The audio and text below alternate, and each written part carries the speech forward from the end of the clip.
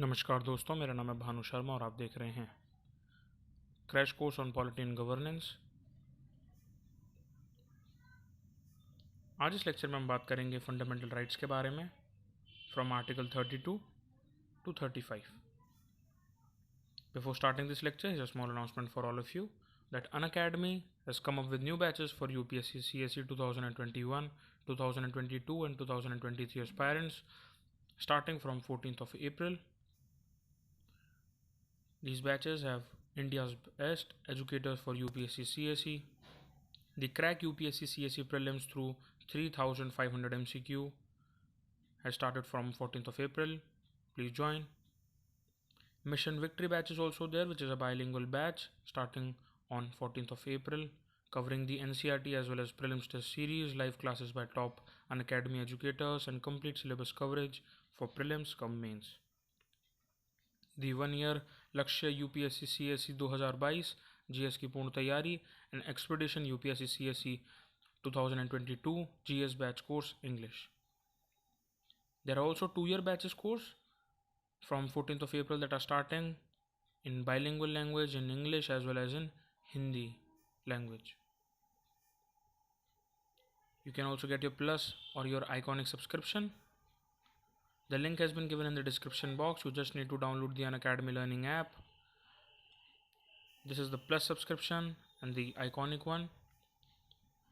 When prompted, you just have to use the code ARPITA10 ARPITA10 and get extra 10% off on your subscription. Unacademy, let's crack it. आज इस lecture में हम बात करेंगे fundamental rights के बारे में। ये लेक्चर सीरीज में पार्ट 3 है as far as the fundamental rights are concerned from article 32 to 35A। Article 32 बात करता है राइट टू कॉन्स्टिट्यूशनल रेमेडीज की। अगर हम इसको बेयर एक्ट के फॉर्म में समझें, as it is written in the constitution of India directly, article 32 sub clause 1, the right to move the Supreme Court by appropriate proceedings for the endowment for the enforcement of the rights conferred by this part is guaranteed. देखिए, जितने भी सब clause 1, 2, 3 और 4 हैं, उसके अंदर article 32 में बात करी गई कॉन्स्टिट्यूशनल रेमेडीज़ की। इसको आप ऐसे समझ सकते हैं कि अगर हमारा फंडामेंटल राइट्स जो हैं कॉन्स्टिट्यूशन ऑफ इंडिया जो है उसे गारंटी करता है, तो इसके गारंटर कौन है? देखिए, सुप्रीम कोर्ट और हाई कोर्ट। लेकिन जो गारंटर्स हैं उनके पास भी किसी भी तरीके की मेथड्स या मीन्स क्या हैं जिससे कि वो हमारे फंडामेंटल राइट प्रोटेक्ट कर सकें, वो आपका लिखा हुआ है आर्टिकल 32 में, which is in the form of writs, जिसको कि आप देख सकते हैं सब क्लॉज 2 में हाईलाइटेड टेक्स्ट में habeas corpus, mandamus, prohibition, quo warranto and सर्शरी, ये ही रिट्स कहलाते हैं। तो समझते हैं रिट्स क्या हैं।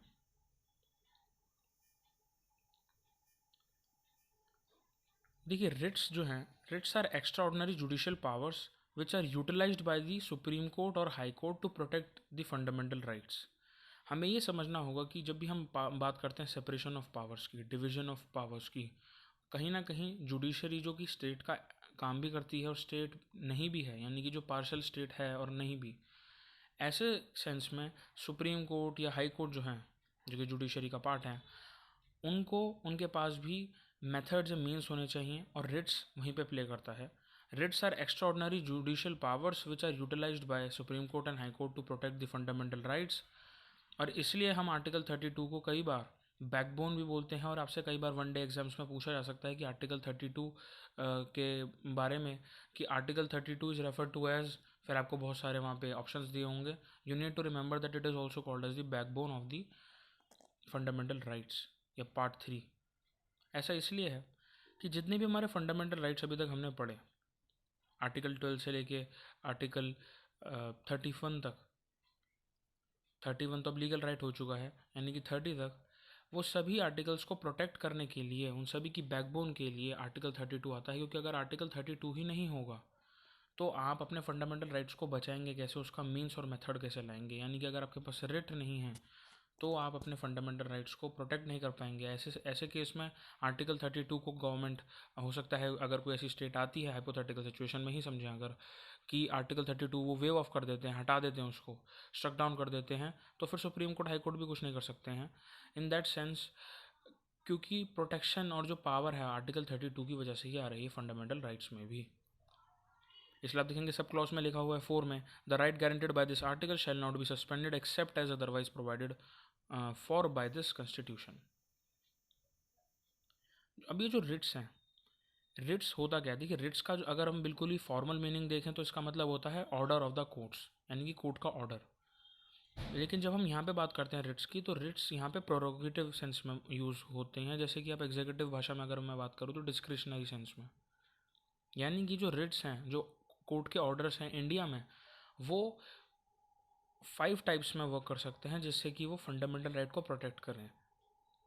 Remedies for enforcement of rights conferred by this part. The Supreme Court of India is the defender of the fundamental rights of the citizens. For that, it has original and wide powers. It issues 5 kinds of writs for enforcing the fundamental rights of the citizens. The 5 types of writs are, as I told you, habeas corpus. Habeas corpus जो है, इसको हम ये भी बोलते हैं that we want to have the body. Body मतलब जो पर्सन है, यहाँ पे बॉडी से एक इंडिविजुअल की या पर्सन की बात हो रही है। It can B use against the entire state, पूरी एंटायर स्टेट जितनी भी है, पूरी मशीनरी है, उसके खिलाफ इसको यूज़ करा जा सकता है हैबेस कॉर्पस। हैबेस कॉर्पस बहुत ज़्यादा पावरफुल रिट है, यानी कि बहुत ज़्यादा पावरफुल एक ऑर्डर है कोर्ट का। अब इसको नॉर्मल भाषा में समझ सकते हैं, क्योंकि रिट का जो एक्चुअल सेंस में मीनिंग है, it is order of the court. लेकिन अगर हम लीगल सेंस में बात करें और कॉन्स्टिट्यूशन के पॉइंट ऑफ व्यू से देखें, तो रिट जो है वो एक्स्ट्राऑर्डिनरी जुडिशियल पावर्स हैं सुप्रीम कोर्ट और हाई कोर्ट के पास। मैंडेमस बात करता है, it is completely against executive, entire state नहीं है, एग्जीक्यूटिव के खिलाफ है। And it comes from the word mand, जिसका मतलब है दैट वी कमांड। अगर बात करते हैं प्रोहिबिशन की, तो प्रोहिबिशन का सिंपल मतलब है दैट वी प्रोहिबिट या वी फॉरबिड या वी स्टॉप। और ये आपके जो लोअर कोर्ट्स हैं, जो छोटे कोर्ट्स हैं, वहाँ पे अप्लाई होता है। जो छोटी अदालतें हैं, निचली अदालतें हैं, लोअर कोर्ट्स जो हैं वहाँ पे। और जो आपका सर्श्योरी है, इट मीन्स वी सर्टिफाई या वी चेक। जैसे आप देख सकते हैं सर्टिफाई में जो CERT का शब्द है, उससे आप इसको याद रख सकते हैं। And it is also against lower courts.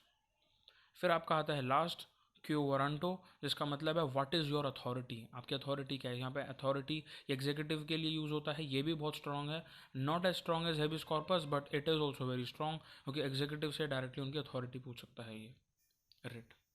अब हम बात करते हैं हैबेस कॉर्पस की डिटेल में।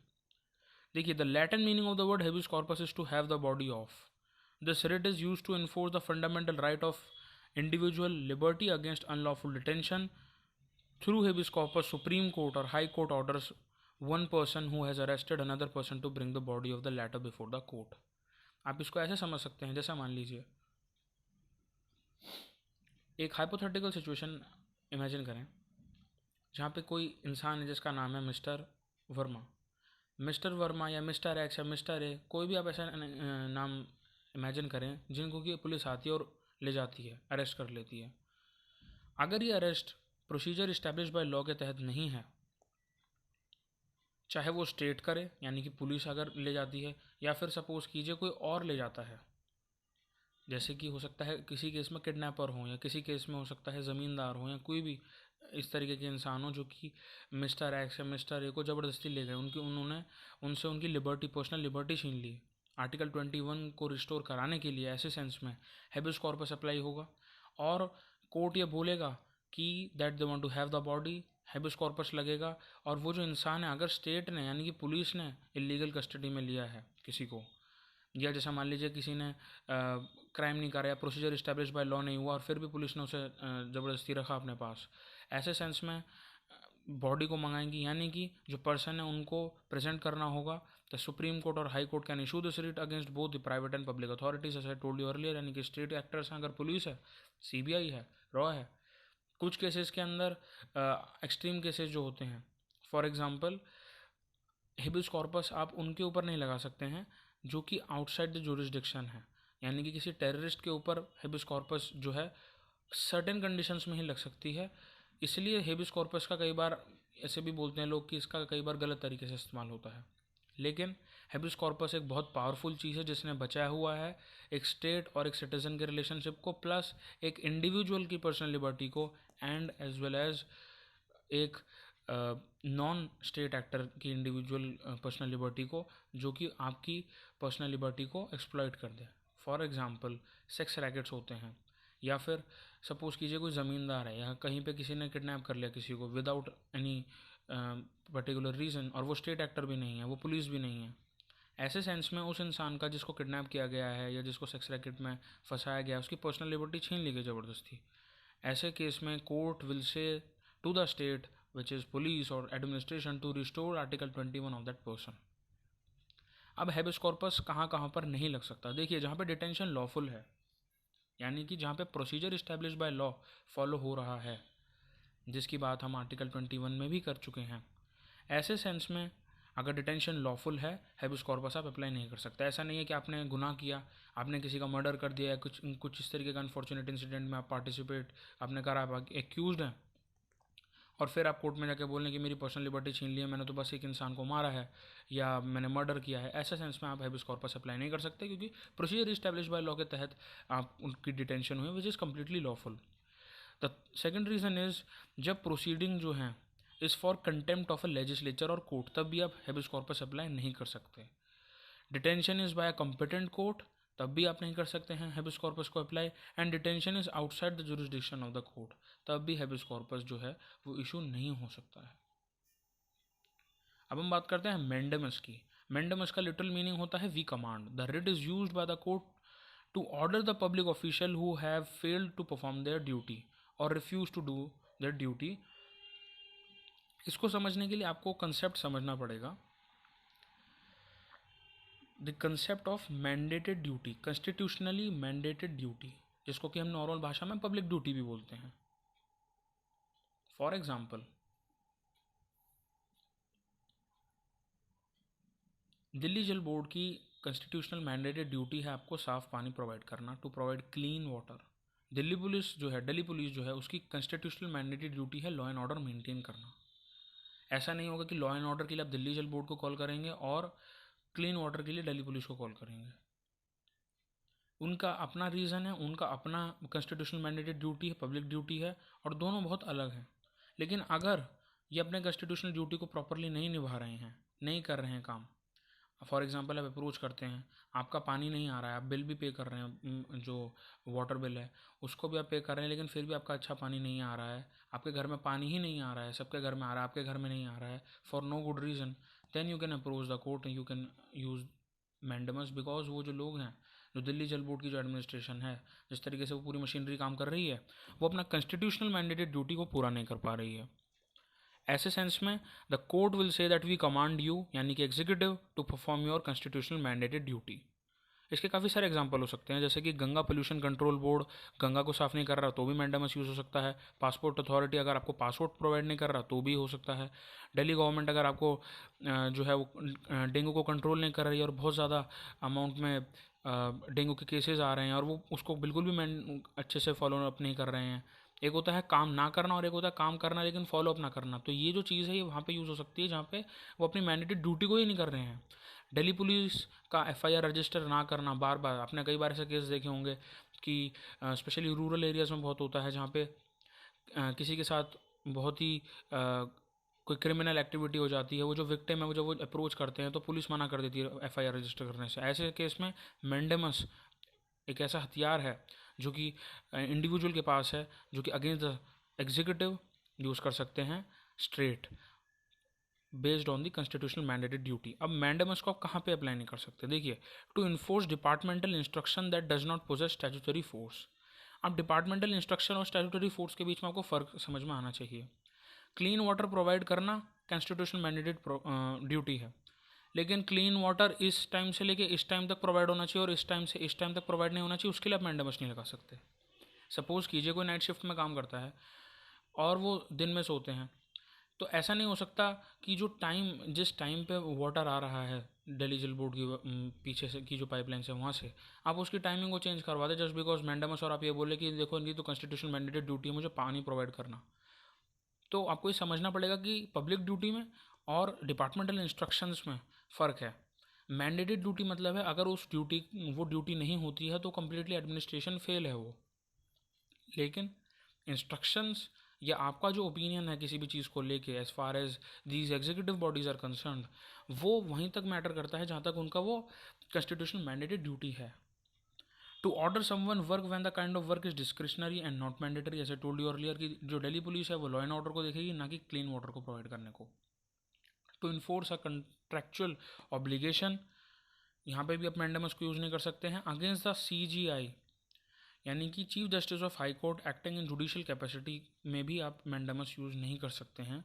And also mandamus can not B use against the Indian president और स्टेट गवर्नर्स। आप ऐसा यूज़ नहीं कर सकते कि देखो ये अपनी कॉन्स्टिट्यूशनल मैंडेटेड ड्यूटी फॉलो नहीं कर रहे हैं, प्रेसिडेंट अपनी कॉन्स्टिट्यूशनल मैंडेटेड या पब्लिक ड्यूटी फॉलो नहीं कर रहे हैं, वहाँ पे आप मैंडेमस नहीं अप्लाई कर सकते। अब हम बात करते हैं सर्श्योरी की। सर्श्योरी का मतलब जो लिटरल मीनिंग है वो है टू बी सर्टिफाइड और टू बी इन्फॉर्म्ड।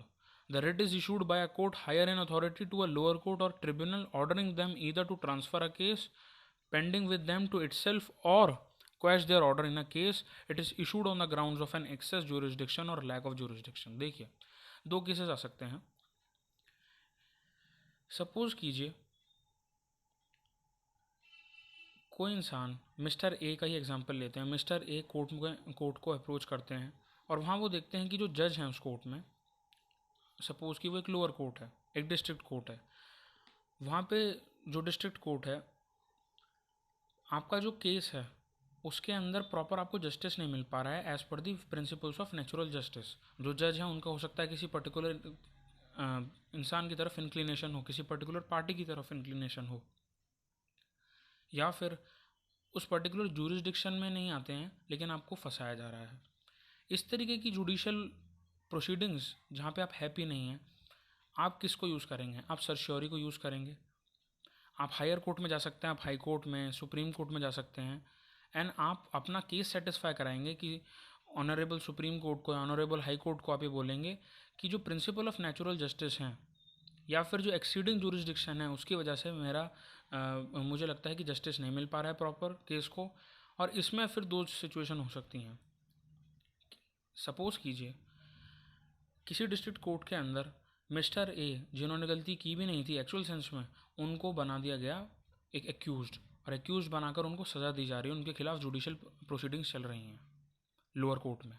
अगर ऐसा होता है और मिस्टर ए के जो लॉयर हैं या मिस्टर ए अगर खुद ही अपने केस लड़ रहे हैं, ऐसे केस में अगर वो सर्श्योरी का यूज़ करते हैं, या तो जुडिशियल प्रोसीडिंग्स के टाइम पे वो यूज़ कर सकते हैं। अगर वो जुडिशियल प्रोसीडिंग्स के टाइम पे यूज़ करते हैं तो फिर हम इसको बोल देते हैं प्रोहिबिशन। किस तरीके से होता है ये?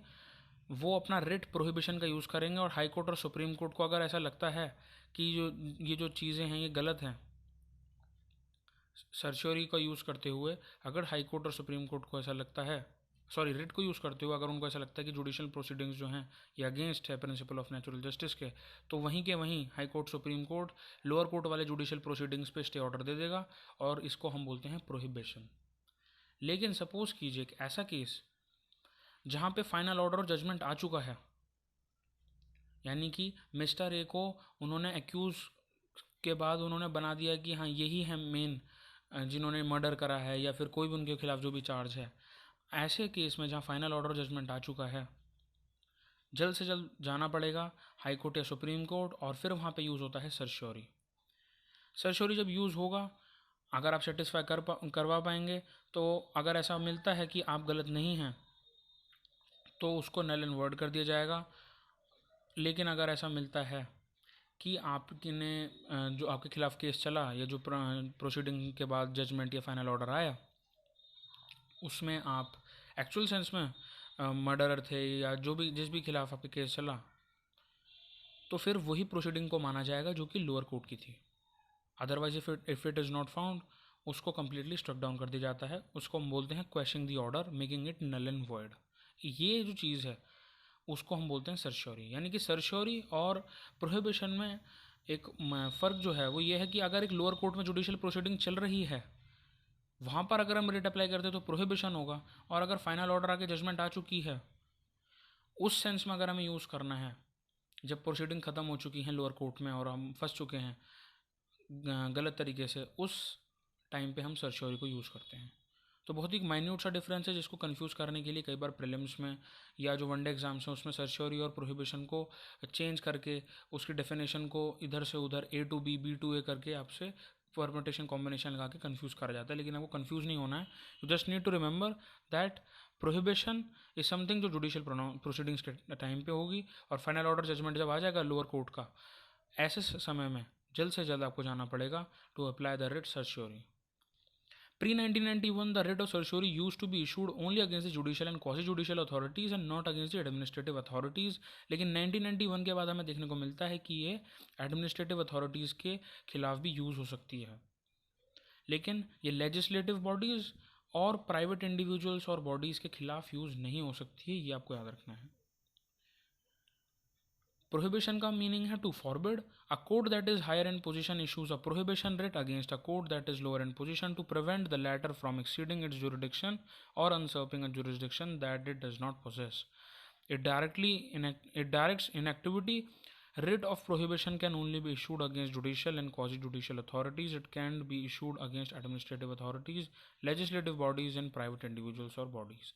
तो वही बात है कि आपको याद रखना है कि प्रोहिबिशन स्टे ऑर्डर पे के साथ आता है, लेकिन फाइनल ऑर्डर और जजमेंट के बाद अगर पता चलता है कि एरिया जो है जुरिस्डिक्शन का उसके आगे या फिर प्रिंसिपल ऑफ नेचुरल जस्टिस को वायलेट करा जा रहा है, ऐसे सेंस में अगर सुप्रीम कोर्ट हाई कोर्ट को मिलता है, if it satisfy then completely struck down हो जाएगा. क्वेश योर ऑर्डर वाला आपका जो मैकेनिज्म है वो स्टार्ट होगा और नल एंड वर्ड हो जाएगा जो भी लोअर कोर्ट ने डिसीजन दिया है, फाइनल ऑर्डर दिया, जजमेंट दिया है. अब हम बात करते हैं कोए वारंटो की. The literal meaning of this writ is by what authority or warrant. Supreme Court or higher court issues this writ to prevent illegal usurpation of a public office by a person. Through this writ, the court inquires into the legality of a claim of a person to a public office. यानी कि अगर आपका कोई जहाँ पर आप रहते हैं आपके साथ कोई बदतमीज़ी करता है, आपके साथ कोई मिसबिहेवियर करता है फॉर नो रीज़न, अपनी पावर को दिखाता है, तो वहाँ पर आप यूज़ कर सकते हैं क्यो वारंटो को. लेकिन ये एग्जीक्यूटिव सेंस में यूज़ होता है जहाँ पे rule of locus standi use होता है. रूल ऑफ लोकस स्टैंडाई क्या है? It means what is your standing in the court. Supreme Court और High Court issue a show cause notice which will ask any of the executive कि भाई आपकी authority क्या है, इसे सेटिस्फाई करो, otherwise you have to vacate your office. That is quo warranto. It can be used against any minister कि sir आपने election nomination के पेपर्स में तो ये फैक्ट लिखे थे लेकिन गड़बड़ तो और कुछ हो गया, तो इस सेंस में आपको क्यो वारंटो आप लगा सकते हैं. बट आपको ये याद रखना है कि क्यो वारंटो के बहुत सारे केसेस गिर जाते हैं, किसी भी तरीके से वो नहीं चल पाते हैं, बिकॉज आपको ये सेटिस्फाई करना होगा ये रूल कि आप जो हैं उस केस से किस तरीके से जुड़े हुए हैं. अनटिल एंड अनलेस वो केस या तो PIL नहीं है यानी कि पब्लिक इंटरेस्ट लिटिगेशन नहीं है, या फिर वो हेबिस कॉर्पस नहीं है जहाँ पे जो दूसरा इंसान है वो तो बचा ही नहीं, उसका तो आपने लिबर्टी ले लिया, आपको तीसरा इंसान आगे हेबिस कॉर्पस को अप्लाई करेगा. Quo warranto can be issued only when the substantive public office of a permanent character created by statute और by the constitution is involved. It can not be issued against private और ministerial office. This writ gives the right to seek redressal to any individual other than the aggrieved person. ये हमारी बात करता है habeas corpus की.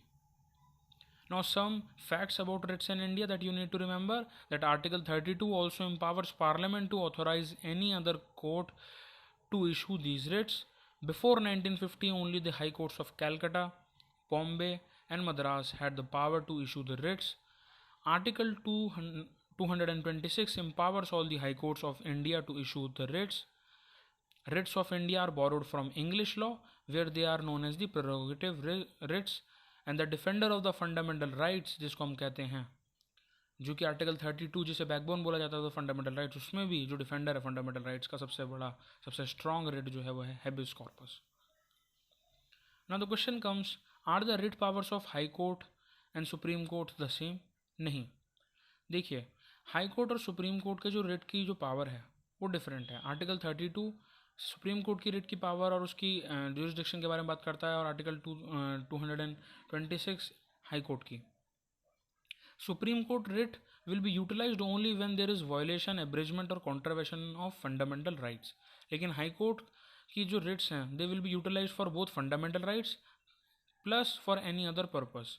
ये insert हुआ था 44th कॉन्स्टिट्यूशनल अमेंडमेंट एक्ट 1978 में।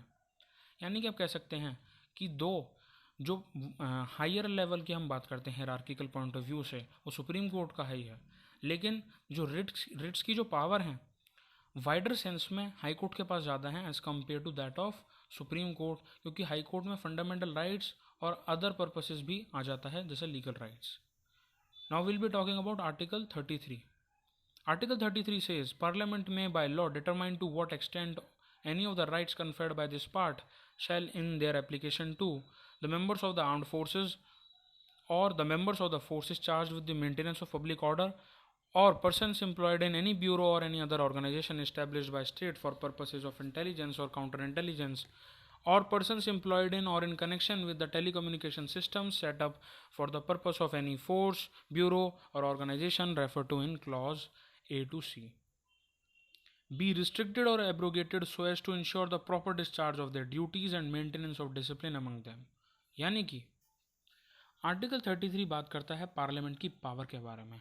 मैंने आपको बताया कि आर्टिकल 32 हम बोलते हैं backbone of the fundamental rights, because article 32 खुद को भी बचाता है और जितने फंडामेंटल राइट्स हैं उनको भी बचाता है। लेकिन आर्टिकल 33 में बात करी जाती है आपकी voluntary waiving of the fundamental rights.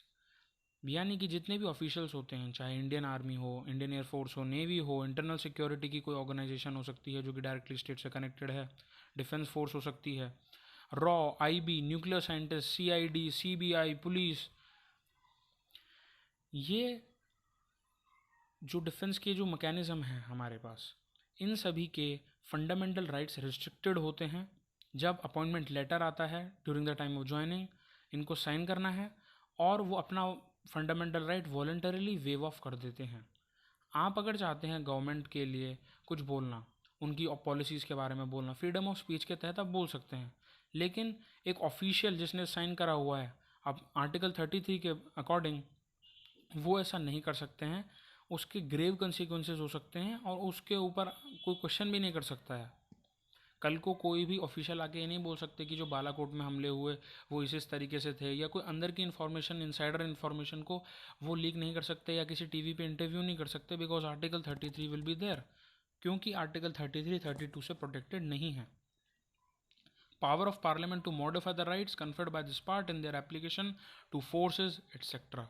तो आपको याद रखना है कि आर्टिकल 33 जो है वहाँ पे फंडामेंटल राइट्स जो हैं वो वेव ऑफ कर दिए जाते हैं बाय दी पीपल जो कि डिफेंस फोर्सेस में न्यूक्लियर साइंटिस्ट हैं, इस तरीके के जितने भी जो कि आर्टिकल 33 में पूरा हमें दिया हुआ है from clause A to clause C, जितनी भी ऑर्गेनाइजेशन है, चाहे आर्म्ड फोर्सेज हो, चाहे डिफेंस फोर्सेज हो, एनी ऑफ दी फोर्सेज, वहाँ पर कल को आके कोई भी ऑफिशियल इंटरव्यू नहीं दे सकता है। दो वो दे जो जब वो रिटायर हो जाते हैं, आप देखते होंगे कई बार जो रिटायर हो जाते हैं या फिर जो इंटरव्यूज़ होते हैं, नॉर्मल बेसिस पे वो अपना ओपिनियन दे सकते हैं, being a bureaucrat, being somebody जिनके पास नॉलेज है, लेकिन वो इनसाइडर इन्फॉर्मेशन को लीक नहीं कर सकते हैं। वे कल को ये नहीं बोल सकते इन अ हाइपोथेटिकल सिचुएशन, अगर ऑपरेशन एक्स कभी इंडिया ने करा और ऑपरेशन एक्स के अंदर जैसा इंडिया ने बोला ऑन इंटरनेशनल प्लेटफॉर्म, ऐसा मान लीजिए ऐसा नहीं हुआ, तो अंदर के जो ऑफिशियल्स हैं, जो अंदर का जो इंटरनल मैटर है, जो मैकेनिज्म उसे जानते हैं, वो कल को आके नहीं बोल सकते कि ऐसा तो हुआ ही नहीं था। अगर ऐसा केस होता है तो पार्लियामेंट के पास पूरी पावर है, स्टेट के पास पूरी पावर है, बिकॉज उन्होंने अपने फंडामेंटल राइट्स जो इंडिविजुअल्स हैं अपॉइंटमेंट लेटर के टाइम पे खुद ही वेव ऑफ कर दिए हैं।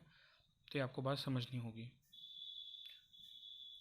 Now article 34 deals with Parliament may by law indemnify any person in the service of the union and it deals with martial law।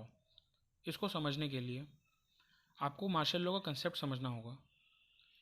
देखिए जैसे जम्मू एंड कश्मीर का जो स्टेट है वहाँ पे हमेशा, अब तो वो यूनियन टेरिटरी हो चुका है, लेकिन अगर हम ब्रॉडली क्लासीफाई करें, जो जम्मू एंड कश्मीर का जो रीजन है वो हमेशा इंटरनल सिक्योरिटी, एक्सटर्नल थ्रेट्स जो हैं उसमें हमेशा लगे रहते हैं। बहुत ही एक ग्रे एरिया आता है जहाँ पे कभी भी शांति या कंप्लीट पीस देखने को नहीं मिलता है। फोर्सेस हमेशा तैनात रहती हैं, लेकिन फिर भी वहाँ पे सिविल एडमिनिस्ट्रेशन रहती है, इसलिए वहाँ पे आप देखेंगे IAS officers, IPS officers placed रहते हैं बजाय मिलिट्री एडमिनिस्ट्रेशन के। लेकिन एक ऐसा सिनेरियो जहाँ पे सोवरनिटी, सिक्योरिटी, यूनिटी और इंटीग्रिटी जो है इंडिया की, वो सीवियर तरीके से थ्रेट में आ जाए, ऐसे केस में civil administration is replaced by military administration and that state becomes a police state. अभी जो पुलिस स्टेट का जो कंसेप्ट है, इसी को हम बोलते हैं मार्शल लॉ का एप्लीकेशन होना है, मार्शल लॉ लगना।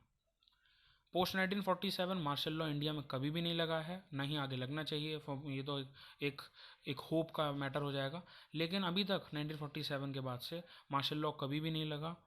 एस्पा जैसे जो लॉज हैं, जो कानून हैं, armed forces special power act जो लगते हैं, वो आपके मार्शल लॉ में नहीं आते। तो कई बार कुछ लोग कंफ्यूज होते हैं। आपको रिमेंबर करना है, इस बात को याद रखना है कि martial law is something different.